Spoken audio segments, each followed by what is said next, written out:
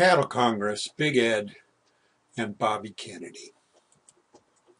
I was in the class of 1969. This is really a story about 1968, the previous year, but you get an idea of what we all look like in 1968. The girls were still getting hairdos and still wearing skirts, and the boys, we all had bangs. We still had dress codes. The hair could not touch our collars, but we all had these bangs. In my town, Waterloo, the dairy capital of the world, we had the National Cattle Congress. And it was like a county fair. Several acres of displays and animals and Ferris wheels and so on. Pig races, you can always go see the pig races. My favorite, bumper cars. And you could buy all kinds of crap at the Cattle Congress, funny stuff, goofy stuff. I was there with a bunch of my teenage friends, and you ought to buy this T-shirt, this 69 T-shirt. And I was so darn dumb. I knew that 69, I knew it meant something dirty, but I didn't know what, and I did not want to reveal that I didn't know what exactly it meant. And my friends there urging me to buy, and we graduated in 1960. If anybody says anything, we graduated in 1969. Who's going to complain about that?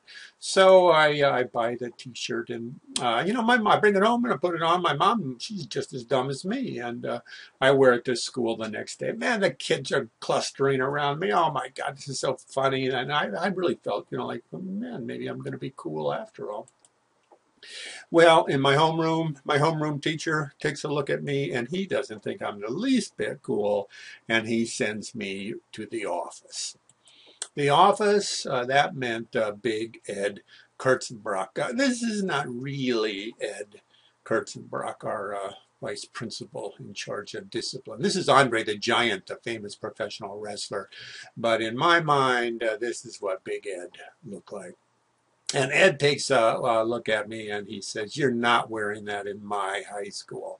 So I had to go to my gym locker and pull out one of my dirty white gym T-shirts and wear that instead. I was wearing my 69 shirt though underneath it, and you could, if you look carefully, you could see the 69 coming through there. And I'm telling you, all day long, kids came up to me and complimented me, and I think they liked the idea that I was wearing a 69 T-shirt, and also that I was the victim of oppression.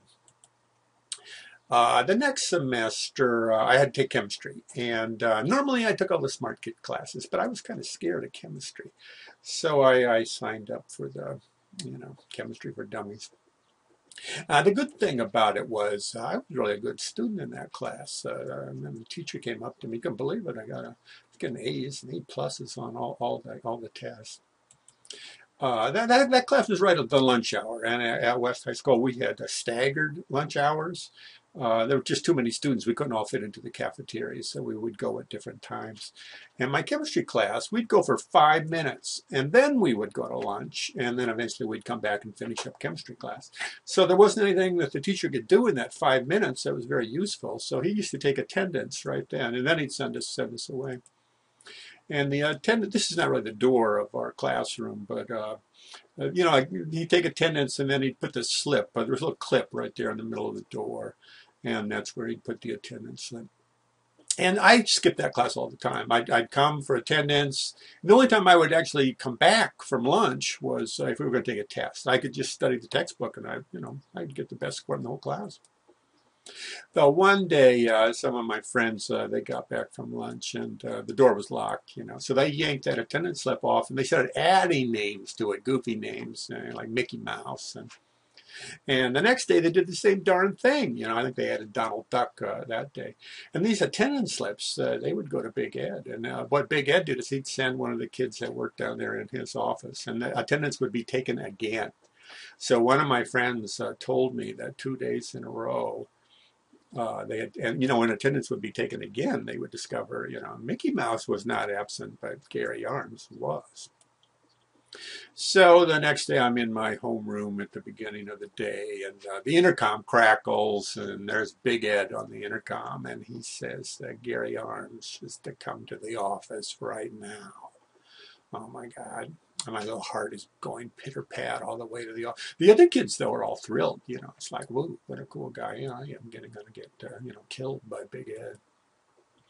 Well, Big Ed gets me in his office, and he's looking at these attendance sheets, and he says to me, well, look who's here, the smart kid.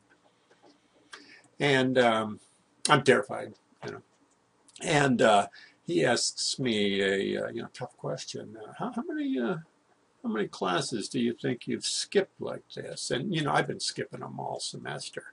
The only time I'd go at all is to take a test. But I'm pretty sure that he only knows about those 2 classes when my friends messed up the attendance slips. So I go, just twice. I just did it twice. And sure enough, he doesn't really know that I did it the other. Well, I get indefinite detention. Every night after school, I'm sitting in detention room. The good thing about it, I guess, is one of the guidance counselors, she found out about the whole thing. And she thought the whole problem was that I was in the kind of dumb kid chemistry class. And so she got me shifted over to the smart kid chemistry class. Though the downside that was all those beautiful A+ I had been getting in the other classes, they turned into my usual B's. Toward the end of the year, the seniors all graduated, so there was nobody left in the Smart Kid Chemistry class but us juniors. And they weren't very. And I remember one day we were doing some kind of an experiment, and you're test tubes, and I think you're supposed to put stuff in it until it's going to slowly turn blue. And mine, as usual, the whole thing turned green, and then it turned black, and slowly turned into sludge. The teacher had the radio on. That was the day that Bobby Kennedy had won a primary out in California, and he got shot. And we were listening to the news of how he died as we did our little chemistry experiments. That was 1968. It seemed like a lot of good people died in 1968. Oh, that indefinite detention, really, that only lasted 2 weeks.